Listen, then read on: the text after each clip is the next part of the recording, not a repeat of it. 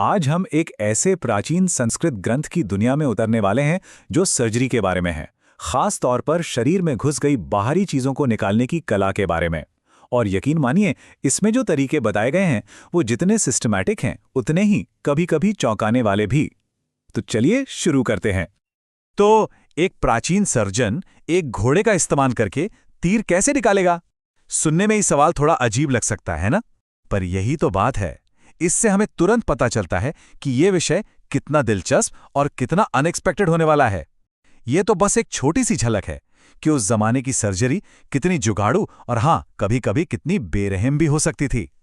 तो आगे बढ़ने से पहले एक बहुत जरूरी शब्द को समझ लेते हैं, शल्य। संस्कृत ग्रंथ किसी भी बाहरी चीज को जो शरीर के अंदर चली गई हो शल्य कहता है। ये लोहे का तीर हो सकता है, मछली का कांटा, लकड़ी की फांस, यहां तक कि कोई टूटा हुआ दांत भी। और इन्हीं प्राचीन सर्जनों के लिए सबसे बड़ी चुनौती थी इसी शल्य से निपटना। तो ठीक है, अब एक सर्जन काम शुरू कैसे करता था? सबसे पहला स्टेप था डायग्नोसिस, यानी निदान। और ये किसी जासूसी से कम नहीं था। इसमें शरीर जो इशारे दे रहा है, जो सुराग दे रहा है, उन्हें बहुत ध्यान से पढ़ना होता था। इस ग्रंथ में साफ साफ बताया गया है कि कुछ ऐसे लक्षण होते थे जिनसे पता चल जाता था कि अंदर कुछ फंसा है।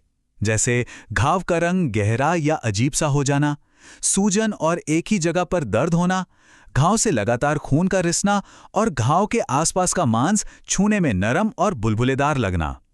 ये सब बहुत बड़े सुराग थे जिनसे सर्जन समझ जाता था कि ये कोई मामूली चोट नहीं है। और यहां एक और दिलचस्प बात है, लक्षण इस पर भी निर्भर करते थे कि शल्य शरीर में कितना गहरा गया है।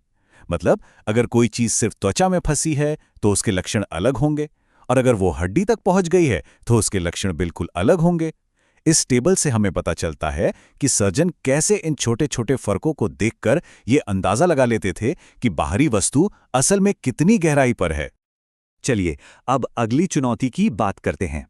मान लीजिए ये तो पता चल गया कि शरीर के अंदर कोई शल्य है, पर अगर वो दिखाई ही नहीं दे रहा तो उसकी सही लोकेशन का पता कैसे लगाया जाए?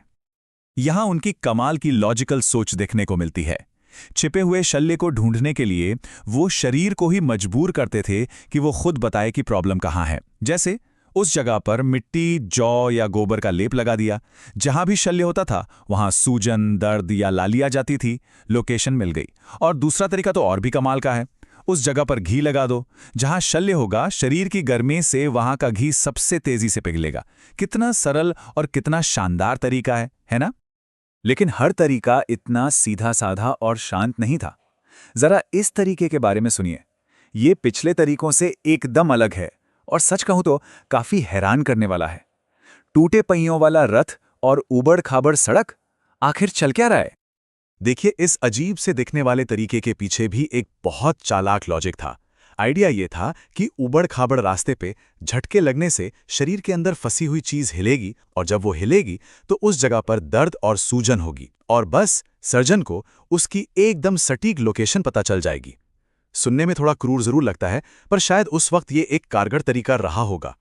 तो ठीक है, लोकेशन पता चल गई।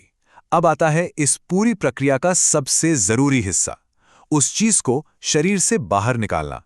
और इसके लिए भी उनके पास एक बहुत ही साफ सुथरी स्ट्रैटेजी थी। चीज को निकालने के दो मेन सिद्धांत थे, प्रतिलोम और अनुलोम।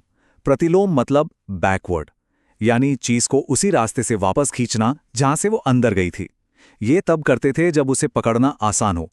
और दूसरा था अनुलोम, मतलब फॉरवर्ड, यानी चीज को आगे की तरफ धकेलकर शरीर में एक नया रास्ता बनाकर बाहर निकालना। ये तब इस्तेमाल होता था जब चीज बहुत गहरी धसी हो या उसमें कांटे लगे हों।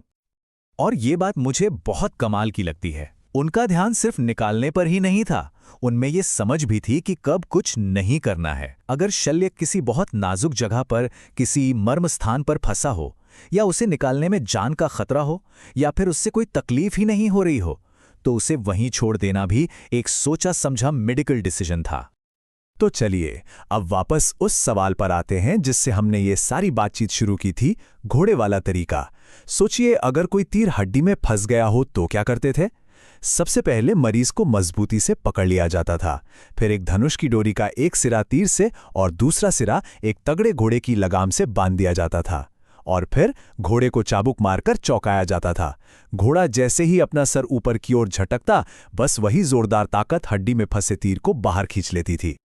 और ये सिर्फ घोड़ों तक ही सीमित नहीं था। उन्हें पता था कि बहुत ज्यादा फोर्स कैसे पैदा करनी है। इसका एक और तरीका था।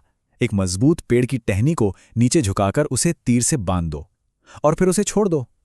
टहनी का तनाव, वो टेंशन तीर को बाहर खींच लेती थी। इससे पता चलता है कि वो अपने आसपास मौजूद चीजों का इस्तेमाल करना और शायद फिजिक्स के बेसिक सिद्धांतों को भी समझते थे। पर एक मिनट, ये ग्रंथ सिर्फ लड़ाई में लगने वाली बड़ी बड़ी चोटों के बारे में नहीं है। इसमें रोजमर्रा की जिंदगी में होने वाली छोटी मोटी दिक्कतों का भी जिक्र है। तो सोचिए, किसी के गले में मछली का कांटा फंस जाए तो उसके लिए क्या उपाय था? और यहाँ जो उपाय दिए गए हैं वो बहुत ही सरल और बहुत ही चतुर हैं। जैसे कि एक मजबूत धागे में बालों का एक गुच्छा बांधकर उसे निगल लो। जब वो बालों का गुच्छा कांटे से आगे निकल जाए तो धागे को खींच लो, कांटा बालों में फंसकर बाहर आ जाएगा। या फिर उल्टी कराकर उसे बाहर निकालो, या फिर एक नरम दातुन जैसी चीज से उसे धीरे से पेट में धकेल दो। मतलब एकदम लो टेक पर बहुत ही जीनियस उपाय। और भी कई अनोखे मामले और उनके उपाय बताए गए हैं। जैसे अगर कान में कीड़ा चला जाए तो उसमें नमक वाला पानी या शराब डाल दो।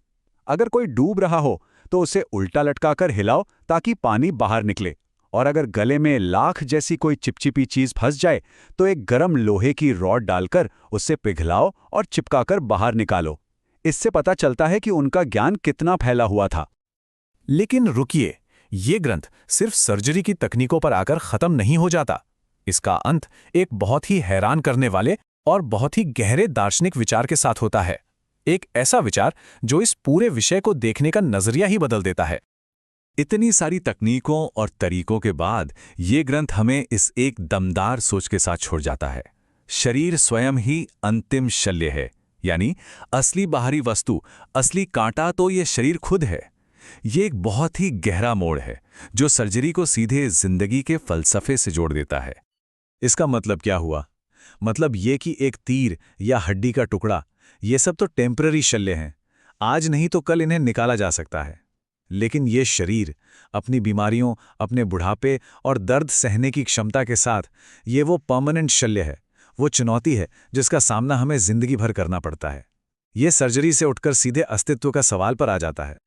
तो ये विचार हमें सब कुछ एक अलग ही नजरिए से सोचने पर मजबूर कर देता है। क्या होगा अगर हमारी सबसे बड़ी चुनौती शरीर में फंसा कोई कांटा या तीर नहीं, बल्कि खुद ये शरीर ही है और इसकी अपनी सीमाएं हैं?